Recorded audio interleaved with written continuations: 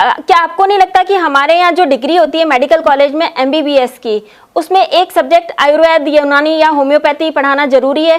हाँ जी। ये जो आयुर्वेद है, होम्योपैथ है, यूनानी, ये ना केवल मेडिकल कॉलेज में, ये हर बच्चे को आना चाहिए। तो ये सारी चीजें अगर स्कूल लेवल पे पढ़ाए तो बच्चा जब 12वीं करके निकलेगा तो वो एक डॉक्टर बन के निकलेगा। उनके 5 साल की डिग्री कोर्स में जो न्यूट्रिशन के बारे में नॉलेज है वो सिर्फ 7 पेजेस का है, 7 पेजेस।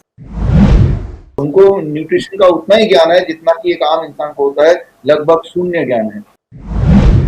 नमस्कार, D5 चैनल हिंदी देख रहे दर्शकों का मैं वंदना स्वागत करती हूं। आज हमारे साथ जुड़े हुए हैं डॉक्टर विश्वरूप चौधरी। डॉक्टर साहब, आपका बहुत बहुत स्वागत है हमारे इस प्रोग्राम में। Thank you Vandana, thank you, धन्यवाद। पहले अंग्रेजों ने मैक्स मूलर को लॉन्च किया। वह संस्कृत का ज्ञाता था पर था जर्मन। उसने भारतीय आयुर्वेद के साथ साथ उपनिषद में कई ऐसे बदलाव किए जो भारतीय संस्कृति, विशेष रूप से आयुर्वेद के लिए खतरनाक थे। बाद में मैकाले और हैमिल्टन को लॉन्च किया, जिन्होंने की शिक्षा पद्धति को ही बदल दिया। अब हम इसका नुकसान भोग रहे हैं। डॉक्टर विश्वरूप, आप हमें ये बताइए कि क्या हमारी शिक्षा नीति के अंदर जो अमूलचूल बदलाव होने जरूरी थे, और अगर ये आयुष मंत्रालय इस पर क्या काम कर रहा है, क्या वो ठीक से काम कर रहा है? हाँ, ये बदलाव जरूरत नहीं थे। हमारा जो शिक्षा थी वो अपने आप में कंप्लीट थी, पहली बात। और जो आयुष क्या कर रहा है, आयुष यही कर रहा है कि कोई काम ना करे, कोई काम कर ना पाए, इसी बात का ध्यान रख रहा है। आयुष मंत्रालय तो खुद का दुश्मन है। वो तो आयुर्वेद आगे बढ़े, नेचुरोपैथी आगे बढ़े, यूनानी आगे बढ़े, इसके लिए वो कुछ भी नहीं कर रहा है, जीरो कर रहा है। आज 6 साल हो गए आयुष के आए, आयुष के आने से पहले जो स्थिति थी, आज स्थिति और खराब है। मैं लगातार 6 साल से लगातार क्लोजली वॉच कर रहा हूँ आयुष के एक स्टेप्स। तो वो एक रोड़े की तरह काम कर रहा है। कोई भी काम हो, आयुर्वेद आचार्य कुछ करना चाहे तो आयुष इतने सारे कंडीशन लगा देता है कि वो ना कर पाए।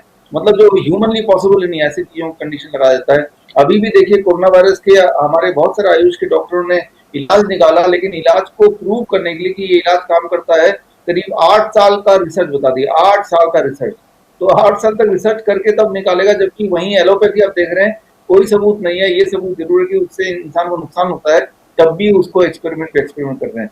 तो हालात बहुत खराब है। आयुष की जो काम करने का तरीका है वो आयुर्वेद को रोकना है, ये तो साफ जाहिर है। जी डॉक्टर विश्वरूप, हमारे यहाँ कई तरह की चिकित्सा पद्धति चलती हैं, जैसे कि आयुर्वेदिक, होम्योपैथी, यूनानी। क्या आपको नहीं लगता कि हमारे यहाँ जो डिग्री होती है मेडिकल कॉलेज में एमबीबीएस की, उसमें एक सब्जेक्ट आयुर्वेद, यूनानी या होम्योपैथी पढ़ाना जरूरी है? हाँ जी। ये जो आयुर्वेद है, होम्योपैथ है, यूनानी, ये ना केवल मेडिकल कॉलेज में, ये हर बच्चे को आना चाहिए। तो मेडिकल कॉलेज में जरूर आना चाहिए, लेकिन यहाँ दिक्कत क्या है, जो यूनानी है, आयुर्वेद है और होम्योपैथ है, नेचुरोपैथ, ये एक ही प्रिंसिपल पे काम करती है कि इंसान की इम्यूनिटी को बढ़ा दो, और इम्यूनिटी बीमारी से लड़े, दवा न लड़े, दवा तो इम्यूनिटी को बढ़ाए। दूसरी तरफ जो एलोपैथ है, उसका काम है इम्यूनिटी को घटा दो। जैसे कीमोथेरेपी फॉर एग्जांपल, कीमोथेरेपी का मतलब ये कि केमिकल थेरेपी इम्यूनिटी को जीरो कर दो। तो अगर मान लो हमने आयुर्वेद उसको पढ़ाना शुरू कर दिया, तो पहली कक्षा में वो बच्चा पढ़ेगा, आयुर्वेद का स्टूडेंट, कि भाई कीमोथेरेपी के लिए इम्यूनिटी घटाना है। अगली कक्षा में आयुर्वेद का होगा तो पढ़ेगा कि इम्यूनिटी बढ़ाना है। तो दो कॉन्ट्रडिक्शन हो गई, दोनों विपरीत चीजें हो गई। इसीलिए मेडिकल कॉलेज में, कम से कम एलोपैथ मेडिकल कॉलेज में आयुर्वेद पढ़ाएंगे तो बच्चा तो कंफ्यूज हो जाएगा, उसको कुछ समझ नहीं आने वाला। ये कारण है कि मेडिकल कॉलेज में ये सारे इंडियन पद्धति नहीं चल सकती, जो वो पद्धति जो लोगों को एक्चुअली ठीक कर सकती है, ऐसी कोई पद्धति वो चलाएंगे नहीं। आपको जान के हैरानी होगी, उनके 5 साल की डिग्री कोर्स में जो न्यूट्रिशन के बारे में नॉलेज है वो सिर्फ 7 पेजेस का है, 7 पेजेस, 7 पेजेस का नॉलेज है, यानी कि ना के बराबर। उनको न्यूट्रिशन का उतना ही ज्ञान है जितना कि एक आम इंसान को होता है, लगभग शून्य ज्ञान है। तो आप समझ रहे हैं कि वो एमडी का मतलब मार्केटिंग ऑफ ड्रग्स, वो दवाइयां कैसे बेचना है, बस उसी के लिए मार्केटिंग एजेंट्स तैयार कर रहे हैं, ना कि कोई डॉक्टर तैयार कर रहे हैं सही मायने। वो इस तरह से भारतीय चिकित्सा पद्धति आयुर्वेद से दूर होते जाएंगे। फिर तो वो सोचेंगे कि ये इसको इंक्लूड करना ही नहीं चाहिए। ये ज्ञान भारत का है तो भारत के अंदर तो रहना चाहिए। उनको ये पता होना चाहिए कि भारत में जो मसाले हैं वो देसी दवाएं हैं उनके अंदर, और इसके प्रयोग से शरीर ठीक होता है, मतलब बीमारी जो होती है वो क्योर होती है, जबकि एलोपैथी से कोई भी बीमारी क्योर नहीं होती और शरीर जो है वो सप्रेस हो जाता है। तो उनको नहीं चाहिए कि हम आयुर्वेद का ज्ञान दें? हाँ, ये बिल्कुल बात है, ये बल्कि मेडिकल कॉलेज में नहीं, ये तो स्कूल में पढ़ाया जाना चाहिए। स्कूल में 7वीं में, 8वीं में, 9वीं में अगर पढ़ा दे, क्योंकि ये बहुत सिंपल है। आयुर्वेद इज नॉट डिफिकल्ट, ये बहुत ही सिंप्लीफाइड है। आयुर्वेद सिंप्लीफाइड है, होम्योपैथ सिंप्लीफाइड है, नेचुरोपैथी तो बहुत ही सिंप्लीफाइड है। तो ये सारी चीजें अगर स्कूल लेवल पे पढ़ाए तो बच्चा जब 12वीं तक निकलेगा तो वो एक डॉक्टर बन के निकलेगा, एटलीस्ट खुद का डॉक्टर। तो जब फिर उसको समझ आ जाएगा कि कभी मैं बीमार पड़ूं तो मुझे पता है क्या करना है। तो यहाँ पे शुरुआत करनी है, क्योंकि अल्टीमेटली हर इंसान को खुद का ध्यान रखना चाहिए और उसके लिए हमारे पास पद्धति अवेलेबल है। तो वो पद्धति जब वो खुद ही करने लगेगा, ठीक होने लगेगा, तो वो आयुर्वेद एलोपैथ के पास जाएगा ही नहीं कभी। डॉक्टर विश्वरूप, हमारे यहाँ पर केरल में पंचकर्म होता है जो कि इंसान के शरीर को दुरुस्त करता है और हर तरह से बीमारी को दूर करता है। क्या इसे उत्तर भारत में लॉन्च नहीं किया जा सकता? क्या आप भी ऐसे इलाज करते हैं जिसमें पंचकर्म होता है? कुछ खबरें आई हैं कि हिमाचल प्रदेश के बद्दी में पंचकर्म किया जा रहा है। क्या यह हर जिले में आयुर्वेद अस्पताल में नहीं किया जा सकता? हाँ, ऐसे देखिए, जो उत्तर भारत में पंचकर्म है, कई जगह में मैंने खुद जाके देखा है। हमारे कई दोस्त हैं जिनके हॉस्पिटल से वहां पे भी है, लेकिन उतना ज्यादा नहीं जितना इसकी होने की जरूरत है। जैसे केमिस्ट की जो दुकान हर गली में है, वैसा नहीं है।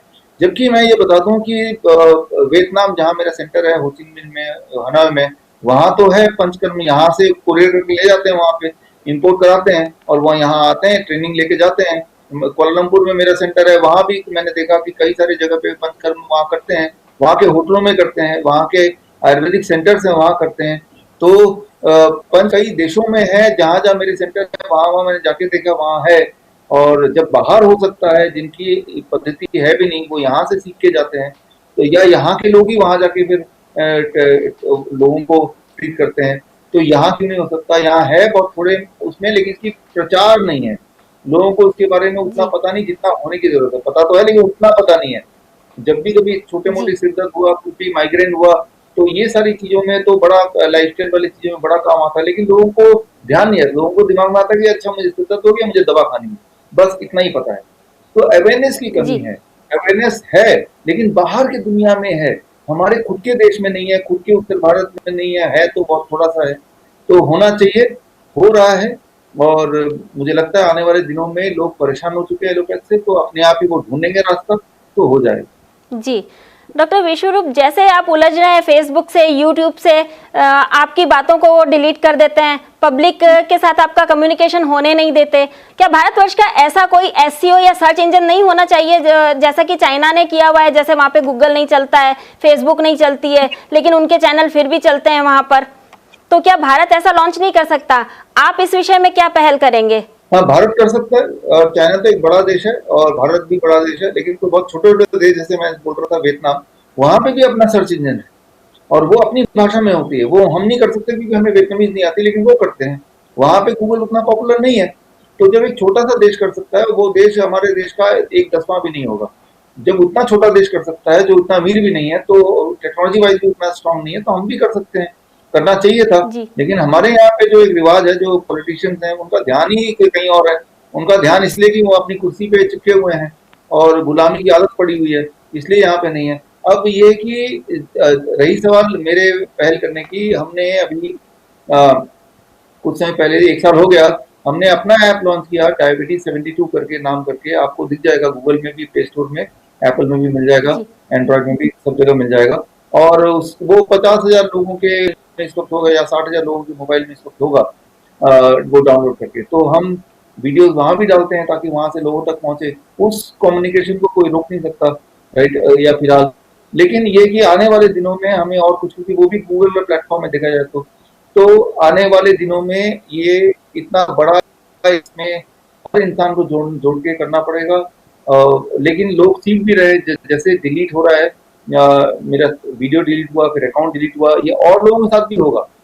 जब लोगों के साथ होने लगेगा भारत में, तब उनकी समझ आएगी कि जो हम फ्रीडम सोच रहे थे, फ्रीडम ऑफ स्पीच, एक्चुअली ये गुलामी है। ये जब समझ आ जाएगी बात, तो वो ऑल्टरनेट ढूंढेंगे, ऑल्टरनेट बनाने की तब कोशिश करेंगे। अभी तो कंफर्टेबल बैठे हैं, अभी लगता है कि ये हमारी जायदाद है, जो कि हमें कंट्रोल करने के लिए, ना कि हमें फ्रीडम देने के लिए। ये बात समझ आएगी धीरे धीरे। डॉक्टर विश्वरूप, आप हमारे चैनल पे दोबारा कब आएंगे? क्योंकि हमारे दर्शक अपने सवालों के जवाब चाहते हैं आपसे। बहुत जल्द आएंगे, जब आप बुलाएंगे हम जरूर आएंगे। जी डॉक्टर विश्वरूप, आप हमें ये बताइए कि अगर किसी को सडन अस्थमा अटैक हो जाता है तो उन्हें क्या करना चाहिए? ये हमारे दर्शक ने भेजा था एक सवाल। देखिए, जो अस्थमा के पेशेंट्स हैं, सडन का मौका जी पहले तो ना दें।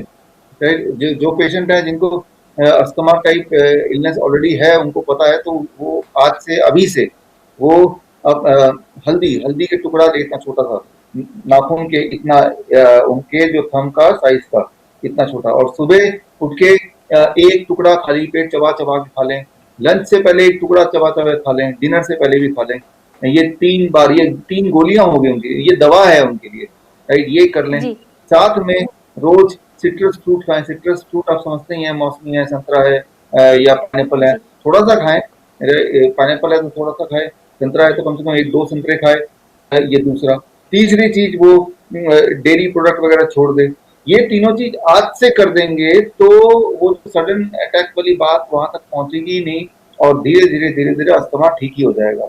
तो तैयारी अभी से करनी पड़ेगी। वो स्थिति ना आए जी तो अभी करेंगे तो हफ्ता 10 दिन तक ऐसे लोग पहुंच जाएंगे कि वो स्थिति आ ही नहीं सकती। जी डॉक्टर विश्वरूप, क्या मोटापे से अस्थमा का कोई संबंध है? डायरेक्ट संबंध नहीं, लेकिन ऐसा है कि कई बार जब इंसान जब मोटा होता है तो उसके हार्मोनल इम्बैलेंस हो जाता है। हार्मोनल इम्बैलेंस हो जाता है तो फिर बॉडी का हर ऑर्गन में इफेक्ट पड़ता है, उसके लंग्स में भी इफेक्ट पड़ता है। और अगर उसके लंग्स पहले से ही कमजोर हैं किसी भी जेनेटिक कारण से या किसी और कारण से, तो फिर अस्थमा तो क्या, कोई भी बीमारी हो सकती है। डॉक्टर विश्वरूप, इसका शुगर से भी कोई संबंध है अस्थमा का? नहीं, शुगर से कोई संबंध मैंने तो नहीं देखा। मैंने देखे बहुत सारे हमारे अस्थमा के पेशेंट हैं, बहुत सारे हमारे शुगर के पेशेंट भी हैं, लेकिन ऐसे बहुत कम है जी कि जो अस्थमा और शुगर दोनों हुआ है। दोनों में कोई डायरेक्ट कनेक्शन तो अभी तक मुझे दिखा नहीं।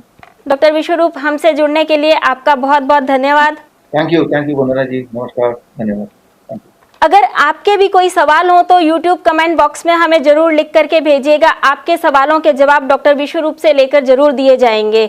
ऐसी ही अन्य जानकारी लेके आपके साथ में फिर रूबरू होंगे। तब तक के लिए धन्यवाद।